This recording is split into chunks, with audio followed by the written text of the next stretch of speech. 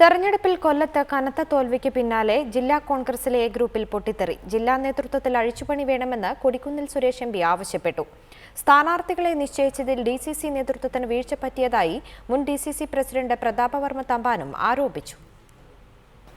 ജില്ലയിലെ കോൺഗ്രസിന്റെ കനത്ത തോൽവിക്ക് പിന്നാലെയാണ് എ ഗ്രൂപ്പിലെ തന്നെ കോൺഗ്രസ് നേതാക്കൾ ജില്ലാ നേതൃത്വത്തിനെതിരെ രൂക്ഷ വിമർശനവുമായി രംഗത്തെത്തിയത്. കശുവണ്ടി മേഖലയിലെ പ്രശ്നങ്ങൾ പരിഹരിക്കുന്നതിൽ കോൺഗ്രസ് ജില്ലാ നേതൃത്വം പരാജയമായിരുന്നെന്ന് കൊടിക്കുന്നിൽ സുരേഷ് എം പി പറഞ്ഞു. ജില്ലയിലെ കനത്ത തിരിച്ചടി പാർട്ടി വിലയിരുത്തി നേതൃതലത്തിൽ തന്നെ അഴിച്ചുപണി നടത്തണമെന്ന് കൊടിക്കുന്നിൽ സുരേഷ് എം പി ആവശ്യപ്പെട്ടു. നേതൃത്വ തലത്തിലുള്ള അഴിച്ചുപണികൾ സംബന്ധിച്ച് പാർട്ടി ആലോചിക്കേണ്ടതായിട്ടും വരുമെന്നാണ് ഞാൻ കരുതുന്നത്. ജില്ലാ UDF-ഉം അതുപോലെ മറ്റുമൊക്കെ ഒരു പ്രവർത്തനത്തിൽ ഉണ്ടായിട്ടുള്ള കുറെ വീഴ്ചകൾ ഉണ്ടായിട്ടുണ്ട്. മുൻ ഡിസിസി പ്രസിഡന്റ് പ്രതാപവർമ്മ തമ്പാനും ഡിസിസി നേതൃത്വത്തിനെതിരെ രൂക്ഷ വിമർശനവുമായി രംഗത്തെത്തി. സ്ഥാനാർത്ഥി നിർണയത്തിലും വിമത സ്ഥാനാർത്ഥികളെ നിയന്ത്രിക്കുന്നതിലും ജില്ലാ നേതൃത്വം പരാജയപ്പെട്ടെന്ന് പ്രതാപവർമ്മ തമ്പാൻ ആരോപിച്ചു.